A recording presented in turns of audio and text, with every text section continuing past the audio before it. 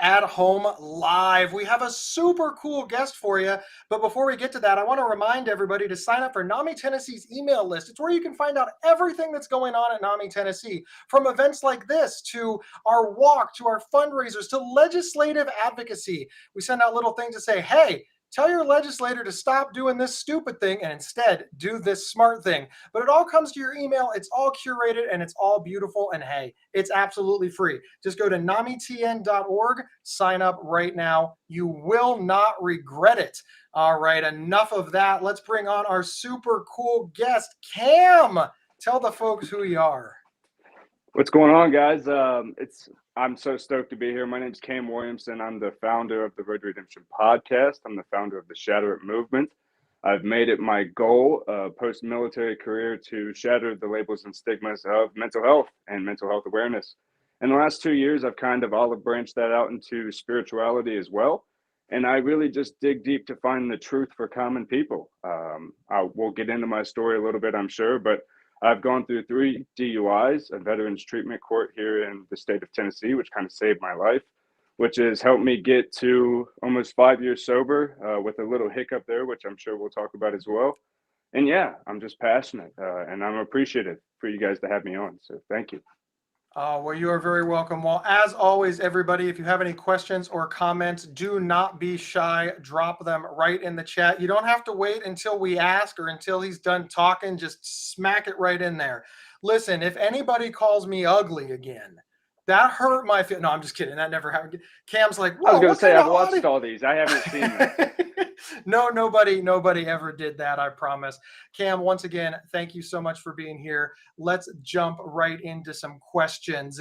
So let's talk about veterans and law enforcement. One of the first questions that we got is about veterans and law enforcement is why do they sit with their backs to the wall? Are they all paranoid? And I wanted to give you a nice, easy question, but a lot of people have noticed that it seems like law enforcement, veteran people always sit with their backs to the wall or facing a door. What do you make of that? So that's a good one. That's one that I get quite often. And just to give you guys a little bit of background, I think it's important. I was a military police officer for most of my military career in the reserves. I did a deployment to Guantanamo Bay, Cuba, where I was inside the detention facility. So I know a little bit about that world, about law enforcement, about detention, and it's taxing. It's a taxing world, even though most of it is pretty dull.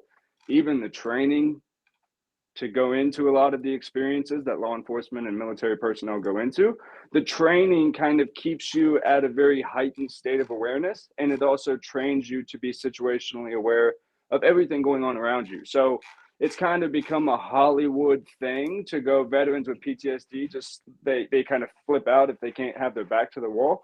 Some extreme cases are that way, but those that really dig deep into what's going on around them and their mental health will find that it's not always necessary, but it's not a bad thing either. So, being prepared and kind of always having an exit strategy, especially in today's day and age when tragedy seems to find us at the most random times, it's not a bad thing to be aware. You just don't want to let it ruin your life or let you, ruin a time with your family out when you should be having fun.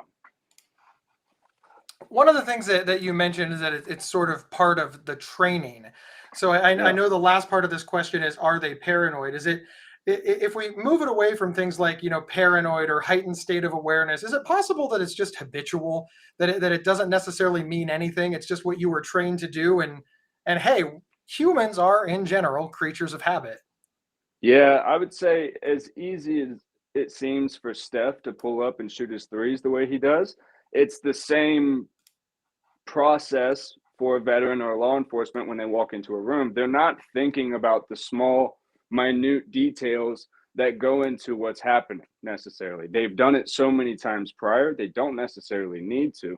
It's not really until someone brings it to their awareness that it will even become an issue. So if for whatever reason you're out with people and they don't care to sit in a certain spot, if whoever is being affected by that puts a big stink about it, well, it shows kind of a lack of control, right? Which is showing fear. And that's what people don't really want. They don't want to be put in a vulnerable situation that they're not able to control. And it's just working with people. It's working with people to figure out how serious is it, and is it habitual? Is it completely harmless, or is it affecting the way you operate and the way you live your life? There's two different realities to it. I always bring that up because, especially being mental health advocates, we tend to look at everything through this lens of mental health advocacy and mental illness. And sometimes people just sit with their back to the wall because they don't even know why. They're not. There's no mental health issue going on. They just like to sit with their back to the wall. Yeah, and I think even if you find, like, I have members of my family who are not military or law enforcement, but we are more comfortable in a family type setting. So you just naturally gravitate to maybe a corner booth where you're not going to be in the center of a restaurant. I don't think that's foreign to the human desire to not be, you and I may enjoy the spotlight. That's why we do what we do, but most people don't. And they don't want to be seen sitting in the middle of the room eating food. It's just not their ideal good time.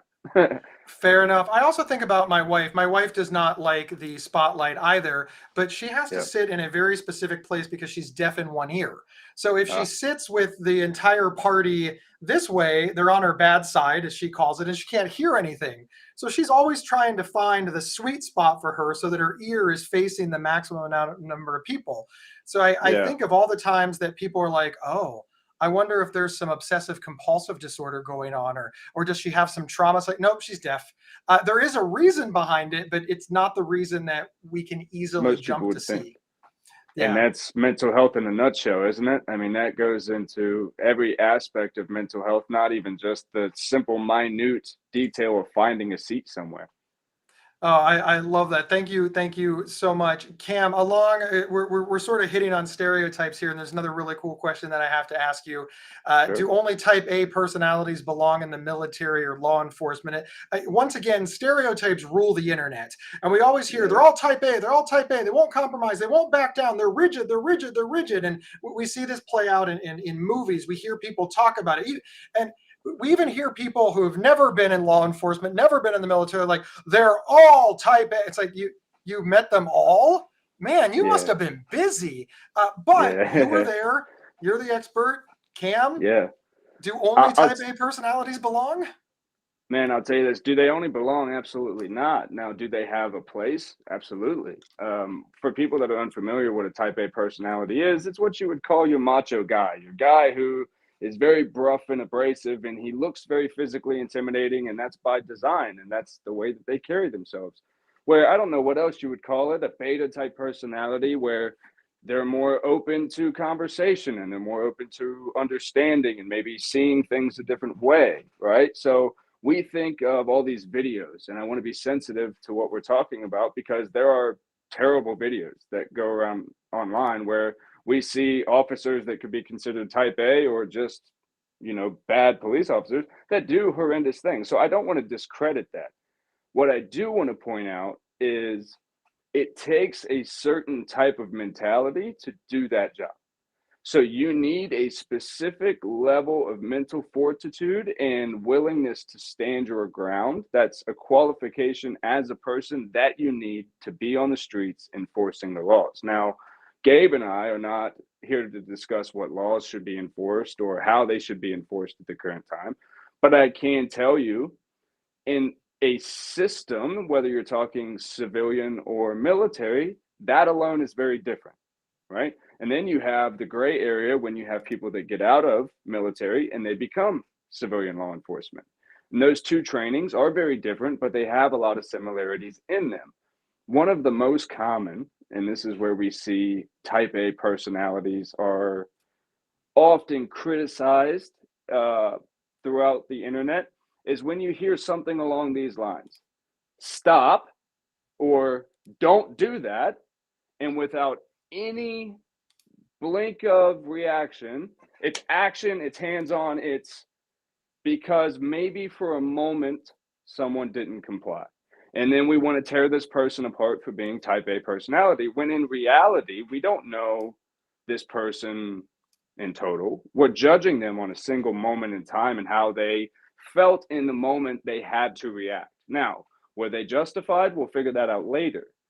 But we have to look at, and I think we'll be doing everyone a major service if we start looking at people not so much type A and beta type personality, but is are the people that are patrolling the streets, are they for the people that they're patrolling, and are they willing to conversate before taking away freedom, and are they also able to stand that ground? That's a fine line balance, you know. So to answer it as simply as, do type A personalities belong? Yes, we need those people. Those are the people that are our structure. Those are our, what some people would call your masculine type foundations. But we, for the longest time, have discredited the opposite side of that, where it's the rationale, the nurturing. And that's something that I hope we get to talk about today on the show is, what is it like for people with mental illness when they go into jails, when they go into hospitals? What is that like? Because oftentimes you may be facing someone that connects with you a lot more than you know. You're just not allowed to have that conversation. It's fascinating when we talk about type A personalities and all of the things that go with it. You know, you mentioned like it's this, you know, aggressive or macho sort of foundation, the willingness to engage. And I think about, and then you're like, well, we don't know the moment in time. We don't know where people are. We don't know what people can muster. And I think about my dad. My dad is, love my dad, super type A. I mean, he drove a he drove a semi truck his whole life. He's now retired. He just, the stuff that he says is just like, oh, dad, don't say that. He's a good dad though, but here's the thing. Even though I know that my dad is the macho stereotype, the type A personality, I I've seen my father emotional. You know, when my Mm, grandfather died, his father, I mean, he cried. I've seen my dad worry about his kids. I've you know, and I love to tell people, and I know my dad cringes, but he's okay with it. My dad had to go to therapy because you know, he was wrecking his marriage because of his own issues that he wasn't willing to face. So I mm, do want to put out there that type A personality is like a collection of personality traits. It's not all encompassing of a person, which means the yeah. reverse is true. If you've got somebody that's a type B personality, somebody that's more laid back and calm, it doesn't mean they can't get in your face and tell you to shut up. It Oh, just yeah. means that they rely on different skills the majority of the time. Again, my grandmother is not type A, but don't piss her off like at all. Right. She You will tell you. you made a strong connection in your father that I relate to so much, because you were just saying about how I assume he didn't get emotional often, but in that time when you did see him get emotional, Not often. it's kind of a whirlwind sensation when you see someone who you would consider a type A personality getting emotional. So most of the time, and this is just from my personal experience, so do not come at me, anyone, if your experience is different from this. But through going through military police training, not just that, but basic training in AIT in the military, and I worked private security in Nashville for quite some time. And through all these different types of law enforcement trainings, I see that the physical face that you may see in front of you, whether it be standing at a security gate very aggressively trying to make sure that you stay back, or it's an officer who's approaching you at your window, they don't want the confrontation. They don't want that. There is very rarely will you find a day when there is an officer who's just trying to start something, because that's just not smart as a human being, right? If I went to work just trying to irritate people, that's not going to go well for me.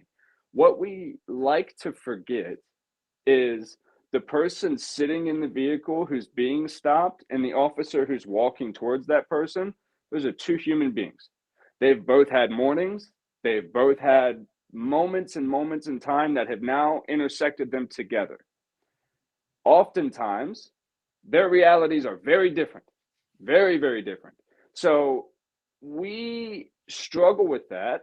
If you think about it from just a human connection, when I'm talking to someone, I don't know your every moment that you've gone through. I can't, not unless you tell me, and that would take forever. So we're taking a confrontational, heated situation of just a traffic stop or a correction of any type, And you will see, if you're willing to step back and observe, defense mechanisms. You'll see things, possible mental health issues that are being challenged with or battled with at a certain time, and that doesn't get enough attention. How many law enforcement officers we have out there that are struggling with things like complex PTSD and PTSD, and just walking up to a car window or walking up to a driveway, what is going on inside that officer's body? How does that relate to what goes on in their mind, and then how they react in a certain situation? Very similar to where, out of character, your father would have gotten emotional in an event he had never been in before. An officer could react that same way, right? They could see something horrific and break down in tears just as easily as their parasympathetic nervous system could have them ready to fight. So we just have to, I think, to get rid of the stigmas, which is just a negative attachment that we put onto things like mental health. We have to talk about them. We've got to talk about it. One of the things that you sort of touched on a little bit is law enforcement, military veterans, and active military, suffering from mental health issues. And one of the things that we notice is that addiction rates are skyrocketing in the veteran and law enforcement communities.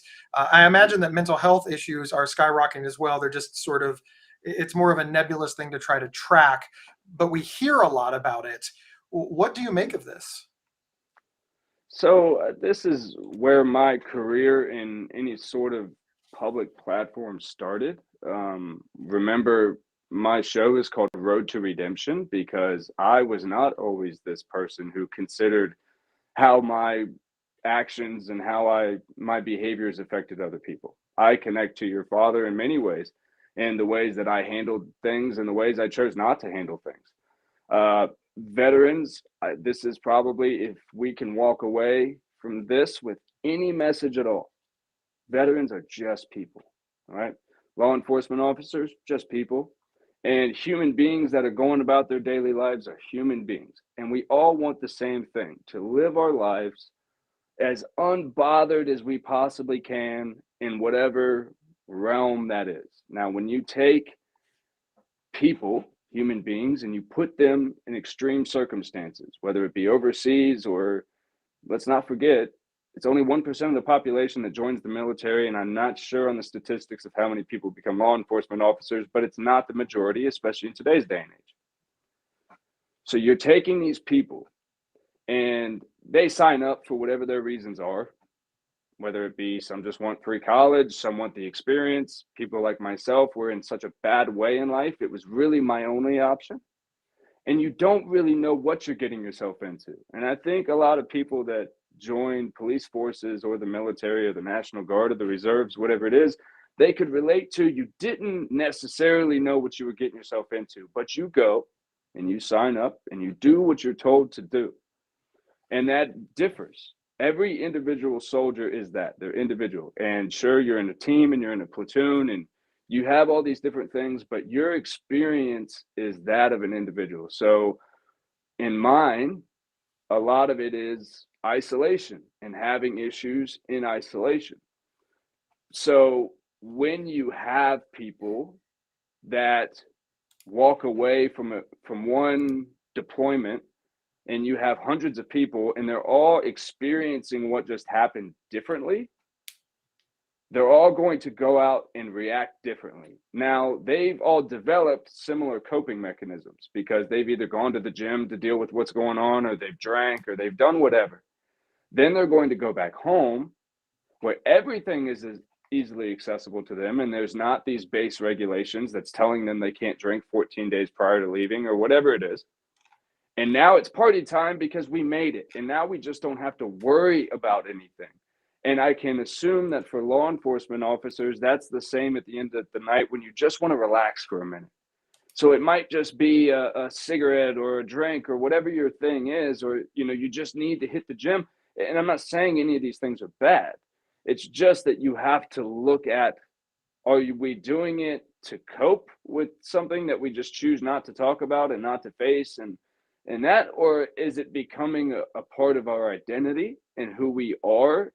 And because I'm a soldier, when I get off, I drink, and that has now gotten somewhere out of control. in my life. That's where I got. Now, Cam, you have firsthand experience with this, as you've said. So let's talk about your story for a moment.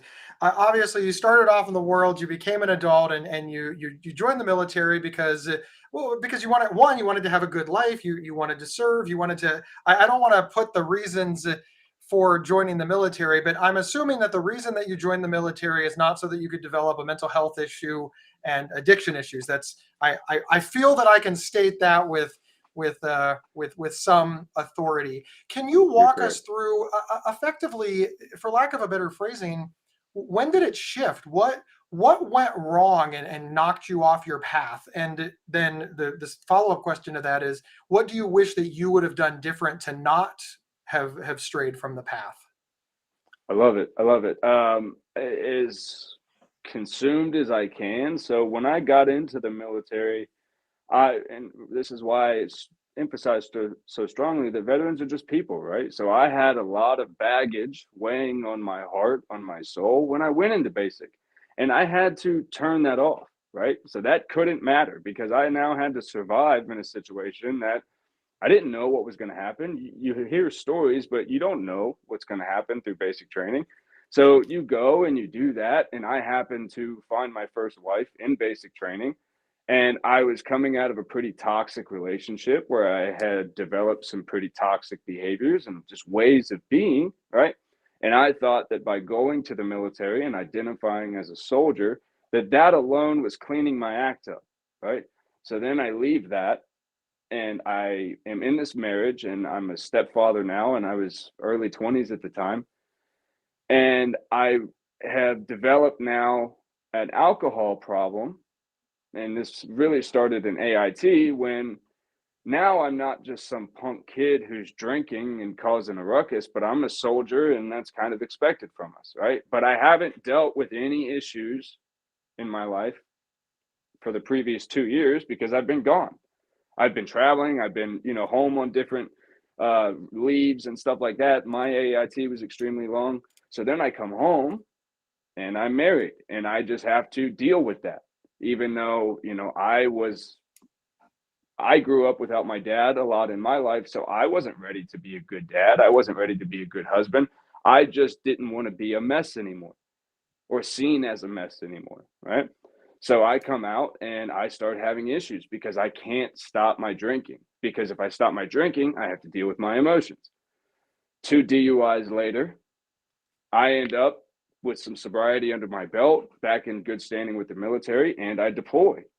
And during that deployment, a lot had happened just through my behavior and just toxic traits of my relationship. I ended up getting divorced from my wife, and I had a new baby now that I had to, figure out the whole dynamics of that. And we can't forget, I haven't dealt with anything since I was 18 years old. Now I'm 25. I'm home now. In 2017, I come home from Guantanamo Bay and I deal with drinking while I was there and got in trouble, demoted while I was there. And I came home just full-fledged depressed, having no idea now because I'm not a soldier. I got out. The end of my deployment was also the end of my contract, and the only sense of pride or identity I had was now gone. The only thing that was holding me up. Now, there were attempts at suicide mixed in there. There were terrible bouts of episodes with bipolar disorder that were undiagnosed at the time. Terrible struggles, right? That I was just trying to white knuckle my way through life. It wasn't until I was arrested the third time in 2016 that, like I said, I found the Veteran Treatment Court of Montgomery County here in Clarksville, Tennessee. And that saved my life because I had been to jail. I had gone through a couple of stints in the drunk tank, and I was, my third DUI, I was looking at 7 to 10 years in prison. But I had nothing going for me. Nothing.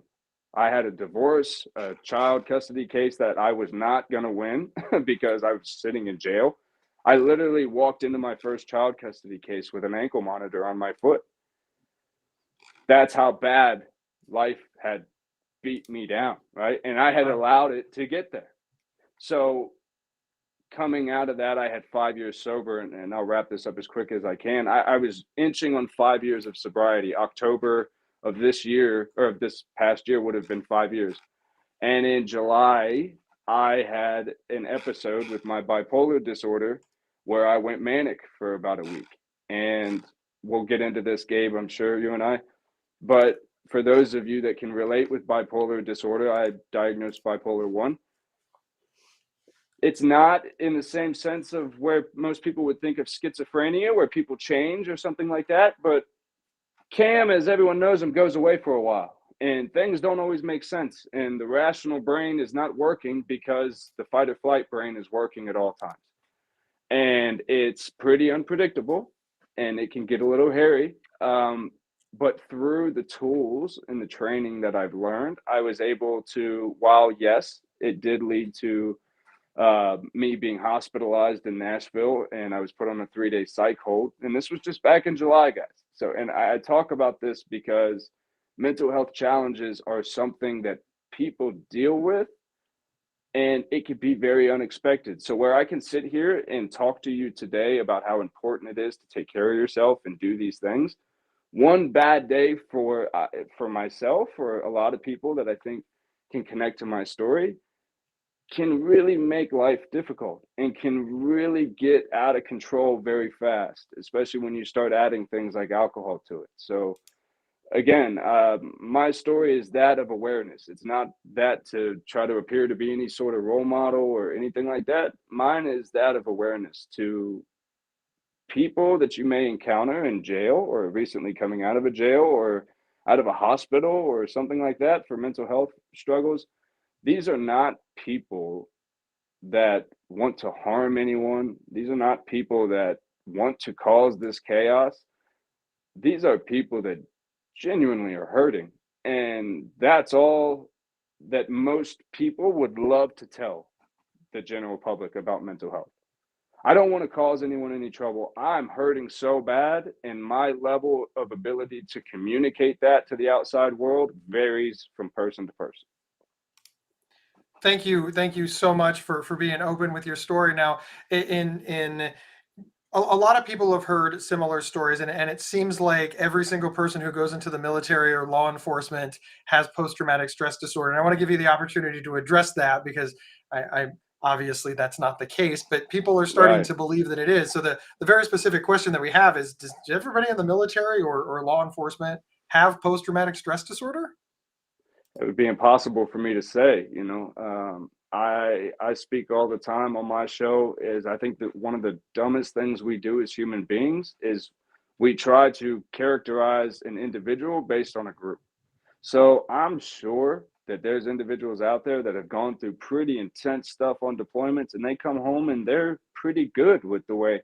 But it's all about the person's individual reaction, and how does that reaction affect your life going forward. If your life is not out of whack, if your life is not out of, you know, control for you, well, you're one of the lucky ones, I guess, but I know almost nobody like that. And I've done this for a long time, and I've come to find that everyone has their struggles. One thing I've come to conclude about mental health is it's moment by moment. And that's for every single person. Sometimes our mental health is better, and that could be different in the morning to the afternoon. And there's so many things that go involved in that: what we eat, what we consume mentally, and what we consume, you know, in our recreational time. It's just, like I said, it's important to remember we're all human. Along the lines of we're all human, I personally believe that every single person on the planet should be in therapy. Therapists love me. I should basically be their spokesperson. All joking aside, though, but the spirit of the question, obviously, if I believe that every human should be in therapy, I believe that all veterans and law enforcement should be in therapy. But sincerely, from your perspective, is therapy something that all veterans and law enforcement should take advantage of? Should it be free? I mean, talk on this for a minute, because it sounds like it might have benefited you in the beginning, but where do you weigh in on all of this? Let me put it to the listeners of this show this way, right? And this is the only way I can really think to do it when it comes to therapy. So not only do I come from mental health, challenges. I also come from addiction, as you guys heard. So asking, is therapy for everyone, is kind of asking, like, is AA for everyone? So AA is not necessarily for everyone. It doesn't do the same thing for everyone that it does to each member in recovery. Can everyone benefit from AA? Absolutely. Can everyone benefit from therapy? Absolutely. If nothing else, you have a place to go to just get it out. Now, where most people stop with therapy, maybe your situation is different, but it can be difficult to match up with a therapist that you're comfortable with. Or some people aren't necessarily comfortable with a therapist, so maybe they seek out like a religious counselor or a spiritual counselor of some kind. But what is therapy? That's highly criticized anyway, right? Is it a doctor of psychology that's sitting down and diagnosing you your meds, or is it the one that you sit down and you just speak to and they can't adjust your meds at all? There's so many intricate parts that go into your overall mental health treatment, up to and including what happens inside your therapy or counseling offices and inside your own living rooms. But yes, I agree. Every human being could benefit from making 30 minutes to an hour, just a month even, to sit with someone and go, you know what? This bothers me. This really bothers me, and I can't tell anyone else about that, right? That will do so much for your soul and your mental health to just get it out. And then whether you take the back and forth that goes on with your therapist, that's 100% of the time on you. Very, very true. Thank you. Thank you so much for answering that. We have a comment in the comments section, and it says, "My son has advanced schizophrenia. He was in the Marines. He has almost every symptom. He won't do therapy or medication. He doesn't think it will help because we went to a couple of doctors and he just gave up. He will live with me always." And then it does unfortunately truncate, but she goes on to ask if you have any suggestions or advice for her son or for her family. Sure. So, I mean, just I want to send all my love to you and your family. I can't imagine the struggles and the different challenges and the unique challenges that your family faces. And remember that some of those are going to be unique to you. And I don't know your guys' situation, but I would start with just raising a different idea of who your son is, right? So with schizophrenia, a lot of people immediately get this idea in their head, whether it be the movie, The Beautiful Mind, or whatever your personal image that comes up with schizophrenia is. That's probably vastly different than what goes on in this family's household. So by acknowledging what is going to help you move forward with it. So understanding exactly where he is and what he's willing to do is a huge starting point. If you can find the small things, I'm talking sometimes it's small, and this can be from PTSD to schizophrenia to bipolar to manic depressive episodes. Sometimes it's as small as, hey, did you put your socks on this morning? Did you brush your teeth this morning? Did you get in the shower this morning? All right, we're doing something. We're doing something. And then it's starting to operate in the actual realm they operate in. We can wish that things were different. We have to toe a fine line when it comes to mental health challenges or mental illness challenges, truth and reality, right? So sometimes the individual that we're in conflict with, their reality and their truth is different than the rest of us. So you have to always try to meet someone where they are. And I can just tell you, and NAMI is doing a great job with the crisis intervention teams that they're developing in helping with this. In times of crisis, just meeting someone where they are from a place of compassion and non-judgment, and not trying to even necessarily fix a situation, but just understand what it is, can make the very next step so much easier and so much less confrontational. Again, trying to get someone to go to therapy who has a hard stance against it will do nothing for them until they either find someone that they admire or respect that goes to therapy, or their idea about it changes. Now, there are some people who have very successful mental health regimens that don't include traditional therapy. There's a lot of virtual therapists that happen now. There's a lot of apps and stuff you can use. There's a lot of support groups people can go to. A part of shattering these stigmas and these labels is kind of breaking the foundational mold of what we think getting mental help is. It can be unique. If they're not willing to do anything for themselves that's good for them, find something that they care about. That's what the Veterans Treatment Court of Montgomery County taught me. Is at some point people forget who they are and things that they enjoy. They get so caught up in the challenges that they face. Try to find something that they enjoy and see if they're just willing to dedicate 10 minutes to that, and see if it doesn't improve things vastly in all of your lives. Wonderful. Thank you. Thank you so much, Cam. You know, you brought up crisis intervention training or crisis intervention teams, CIT. Can you explain for people who may not know what CIT is and why is it so important right now? Yeah, so I just want to give a huge shout out to the team at NAMI, everyone that's involved in developing these, distributing these teams, training these teams. It's from someone who went from both sides of law enforcement and being on both sides of a crisis situation. I can tell you there's nothing that can help a situation more than just human compassion and having someone on scene to be able to give an objective overview of, hey, this person is not intentionally being confrontational.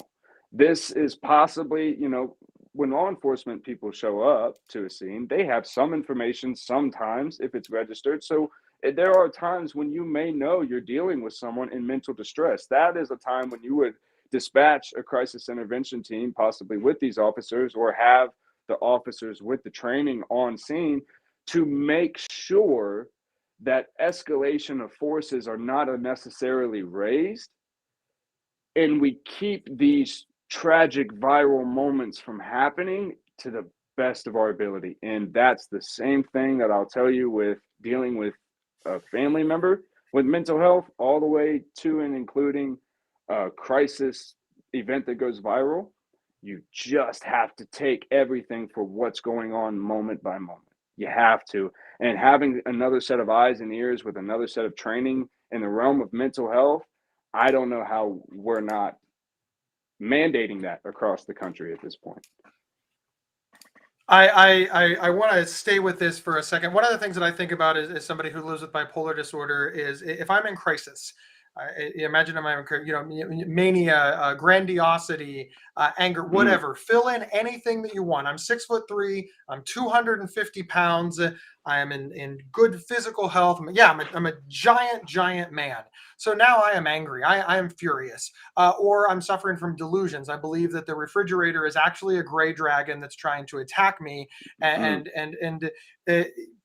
let's face it. I am symptomatic. I cannot be more clear that I am very, very sick.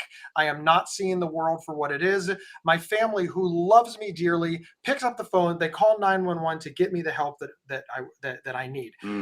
Pretty much every single place in the country is going to send the police. Now, there are a few pockets of places that if you are lucky and it's the right time of day, and if they understand it's a mental health issue and the dispatcher and everything goes swimmingly, you'll get a police officer and a therapist or a social worker, and that's significantly better. But that is rare. In most places, you're going to get a police officer. And as you said, this training is not required. So we have accepted two facts. One, the police are responsible for handling mental health symptoms and issues. And two, we are not providing them with the tools to do so. Those 100%. Things are both facts. Talk on that for a while, because obviously I see it from my point of view, where somebody who is untrained is now in charge of helping me. But of course, from a law enforcement perspective, when that outcome goes bad, everybody starts judging them too. I feel like they've been set up to fail, and everybody loses.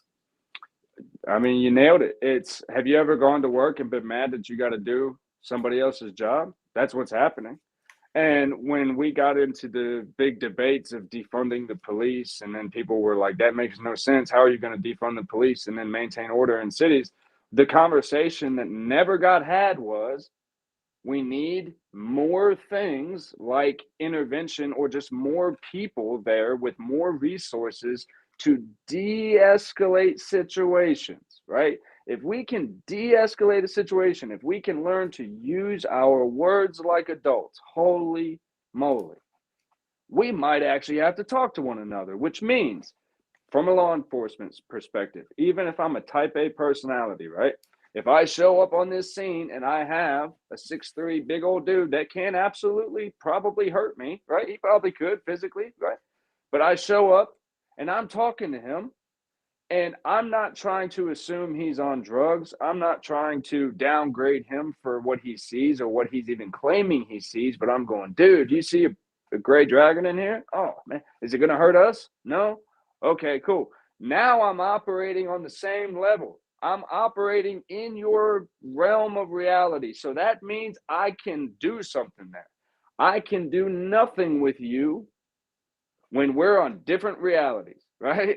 So to have someone that doesn't know anything about what schizophrenia looks like, they just think that schizophrenia is like a beautiful mind where there's just a person standing on the other side of the room and they're talking to them and they're ignoring them because they're trying to stay engaged here. That's not everyone's reality. So to have an officer with specific training on what might actually be going on could change that split second moment of, get on the ground, I told you to get on the, and now somebody's being detained on the ground, when all they're trying to do is express the reality that's scaring the daylights out of them. That's why they called. That's why they're in distress. Someone in the situation has made aware that something is off. We've already acknowledged that. So to come in with, again, this is going to sound judgmental towards the police, but this is their job, to maintain safety and enforce the laws. So I cannot just have someone out here claiming that they're seeing things that other people don't see. I can't just let them go about their lives now because I don't know what they're capable of, because our realities are different. So my type A personality can quickly be rationalized by, I'm trying to protect anyone that may be around this area. In hindsight, we could all look at a video of a police officer taking down and detaining a schizophrenic guy that we would all go, that's wrong. That schizophrenic guy was just, he just needed help. But we don't know the hundreds of calls that law enforcement officer did his job on where that went well, because it's not his job to know what is going on. That we need more resources in the field. Our officers need help. And I don't think any good ones. I was literally sent here and connected with NAMI by a police officer friend of mine here in the state of Tennessee, who I value very much. And she values mental health. And it's one of the things that this is not something that the police are ignorant to. This is not like, I think, a battle that would be fought within police departments. I think any more eyes of ration and understanding would be welcome, so we don't keep having these tragic events and we don't keep having people that are terrified of police. I'm applauding you. Thank you so much. I really I teach CIT. I love CIT. I've been with the CIT program for 10 years, and I can tell you the number one thing that the majority of the classes come in with, the police officers, law enforcement, is that they believe that the mental health community is saying, hey, if you have a mental illness, the rules don't apply to you, and you can do whatever you want, and you can get away with everything, and I'm like, no. That's not what we're trying to tell you. We're trying to tell you that the majority of your job is working with flathead screws.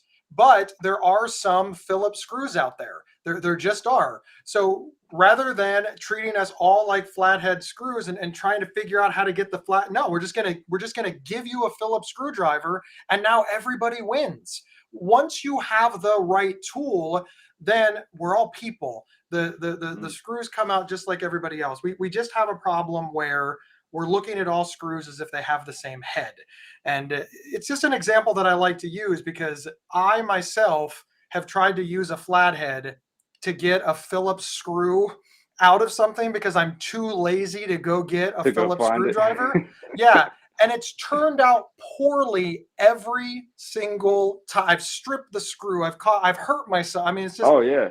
we just want people to have the right tools. And it's law enforcement is aware that Phillips screws are out there, but they're not arming they're not arming law enforcement with the right tools to handle this. And once they have that tool, I find law enforcement is more than willing to use that tool. They're not Well, sadists. They want their and job to go also well. remember what you're looking at, right? So like you were saying before, remember what you're asking people to do. You're asking people to sign up for a job where their job will entail detention and law enforcement. They don't have a passion for mental health. They don't have a passion for psychology. That's not the realm they work in. But what does oftentimes happen? You have two officers. They run as pairs. Now, not always, right? If we could find individuals, I think they're out there. I think you and I can attest to the fact that they're out there that genuinely care about mental health and have also lived the life of, maybe we pull out some retired vets that are looking for something to do in the general area of law enforcement, but maybe a softer side, maybe some vets or retired law enforcement that know that world, but are also now passionate about mental health recovery. These are the type of people that we have to start finding if we're actually going to make a change. Because here's the other option, and this is to anyone listening now or in the future. We cannot do this, and we can keep seeing things like the George Floyd tragedy and the things that go viral every single day. We can keep seeing stuff like that and doing absolutely nothing about it and see how that gets us. I ask any person that's watching this if you're willing to do that. I hope not.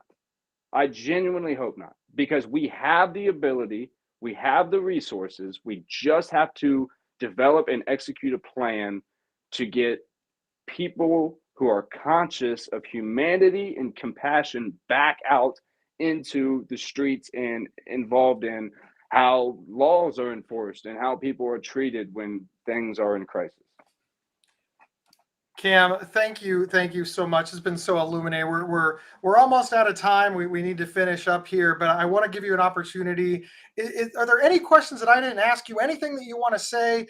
Sort of, what's the takeaway that you want people to have? Because we've covered a lot, and I just want to make sure that there's no loose Yeah. ends out there that you're like, man, I'd like to clarify that, because we do want to make sure that everybody is understood. And I know you're like me. You got a lot to say. Yeah, if you guys look me up, I mean, you're going to see I don't talk about veterans and I don't talk about LEO that much. It's just not in my wheelhouse anymore. I've been removed from that for a long time. But when I get on things where I have the ability to potentially be heard by someone who can legitimately help someone that may be in a crisis mode, well, I got to speak up for the people that I was a part of. And people who are in recovery and veterans and law enforcement and common day people that have been beat down by life, well, I'm for every one of you guys. And I just wanted to, at all times, if you can leave with this message, treat people as human beings, right? Take away any preconceived notion where you can and try to treat people with kindness, compassion, and whatever ability you're able to love people at, love them at that.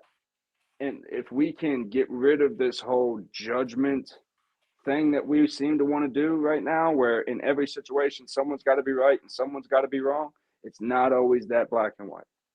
Sometimes both people are acting in what they think is best and terrible, tragic things happen. We just have to be willing to explore different routes, whatever that is, whether it be crisis intervention teams or it's making adjustments on the social media algorithms in ways that we could do that. Or it's one of my favorite sayings is tend to the part of the garden you can reach. So whatever you think you can affect, do that. Do that. That is awesome. Cam, thank you so much for being here. We really appreciate having you. Where can folks find your podcast? Give us all the plug, the name. I'm assuming it's on all the podcast players. Yeah, we're on all the major podcast platforms. It's the Road to Redemption podcast, where the main focus of mine is on my YouTube channel. You guys, it's kind of a melting pot over there. I have the nickname the Mad Hatter for multiple reasons. One of which is, you're following the phases of my life. So I've gone from preparing for my first amateur kickboxing bout all the way through my resurgence of skateboarding and teaching skateboarding tricks. And twice a week, I hop on the Road to Redemption podcast and I talk about mental health, and I try to give you guys the raw inside versions of my life. So if you go back and watch, you can see when I'm doing well, you can see when I'm going through manic episodes, and you can see my relapse, and I talk about it all. I don't hide anything. The only time I kind of go ghost from social media is if I'm really in a time of crisis, or I'm just choosing to step away for self-care reasons. So yeah, find me on Instagram, find me on TikTok, Cam Williamson, Cam Williamson 44 on TikTok. And I appreciate NAMI Tennessee for everything. And I hope we can all get on the road together soon for an in-person event. Man, that would be awesome. I can't wait till it opens all back up. All right, everybody, Thank you for being here. We really appreciate it. You know what I'm going to tell you before we get out of here? You got to get on NAMI Tennessee's email list. I bet Cam's on the list, don't you? I be got cool on like it. Cam. Yeah, and you know why Cam got it? Because I told him to. So he did. Check it out. I know, I did it. All right, thank you, everybody. It's at NAMITN.org. It's a super cool email list. It's absolutely free. Thank you, and we will see you next time on NAMI Tennessee at Home Live. Bye, y'all.